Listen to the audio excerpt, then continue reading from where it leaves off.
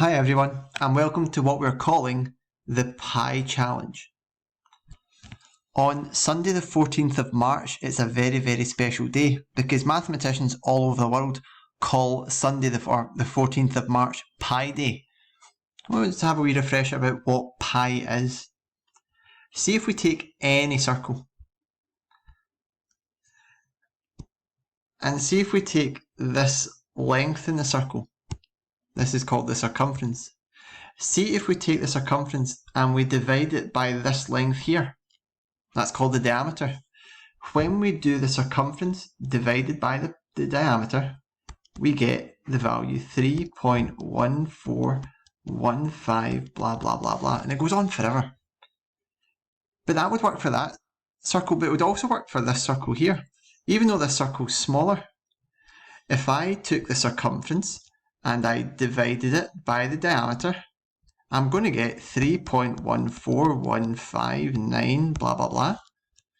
And even if it's a really big circle, if I take this length of the circumference, which is going to be much bigger than the other circles, and if I take that length and I divide it by the diameter, whatever those two measurements are, I'm going to get the value 3.14159 blah blah blah.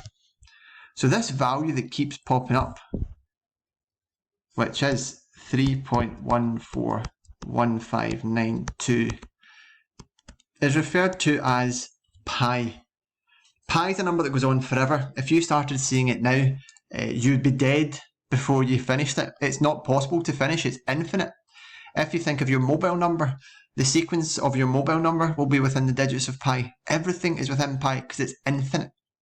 What we're going to do is we're going to be looking at the first 5 digits of pi, the 3.1415, and these 5 digits are going to form the basis of our Pi Day challenge. But why is Pi Day on the 14th of March? Well, if we were to do the date in the UK, we would do 14/3. But see, in America, they do their months and their days back to front. So in America, the date would be written as 3/14, and these 3 digits are the first 3 digits of pi. So Pi Day is on the 14th of March. Okay, so the goal of this Pi Day challenge, or the Pi Week challenge more or less, is we want to use the first 5 digits of pi, 31415, and we want to try and use all of those digits to try and make as many of the numbers between 1 and 100 as possible. We can use any operation that we like, but each of the 5 numbers must appear only once. So this essentially is going to be a problem about the order of operations. BODMAS, you may know it. So we want to try and, for question 1, we want to try and use these 5 answers in such, or 5 numbers in such a way that we get the answer 1. And then we want to try and get the number 2, and then the number 3, and number 4, and so on. So for example, if we wanted to use the 5 numbers to make 1, well, we could do this calculation. 3 plus 4 minus 5 minus 1 divided by 1. Let's have a look at that. 3 plus 4 is 7, take away 5 is 2, take away 1 is 1, and we divide that by 1. 1 divided by 1 is 1. So do you see that I've used all 5 numbers here? And for question 1, I got the answer 1. There's loads of different ways to do it. How about if we had to use these 5 numbers to try and make the answer 2?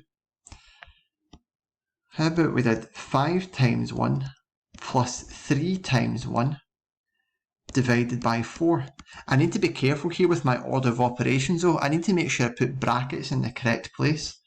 If I put brackets here, I would then have to do 5 times 1 is 5, plus 3 times 1 is 3, so 5 plus 3 is 8, and I'm going to divide that by 4. 8 divided by 4 is 2, so I've got an answer for 2.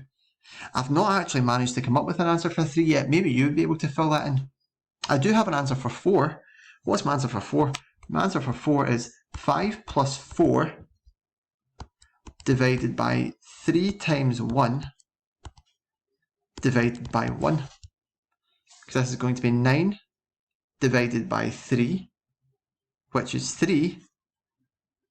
So I realise I made a mistake because this is going to need to be plus 1, isn't it? because then if I add on 1, I'm going to get the answer 4. You can use other operations as well. For example, if we want to get the number 5, we could do the square root of 4 times 5 minus 3 minus 1 minus 1. The square root of 4 is 2. 2 5s are 10. Take away 3 is 7. Take away 1 is 6. Take away 1 is 5.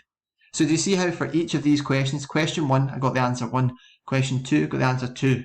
Didn't get question 3 yet. Question 4, question 5. And do you notice each time we must use the numbers 3, 1, 4, 1, 5. You're allowed to use those 5 numbers only. You're not allowed to use 4 numbers or 6 numbers. It must be those 5 numbers. Your task is how high up can you go? Can you get up to 10?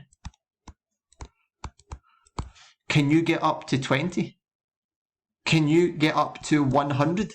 Is there a way that if we were to continue this list down, that you could use those 5 numbers in such a way that you're going to be able to make them equal 100 in some way? That'd be really impressive if you can. Okay, there's going to be prizes for the most out of the 100 completed in terms of house points, and there's going to be some house points as well going for some of the most sophisticated strategies and solutions. Good luck, have fun. This is going to take hours and hours and hours. It might get frustrating if you need to use a calculator. By all means, use a calculator, but have some fun with it. How high can you go? Have a great Pi week, everyone. Thank you.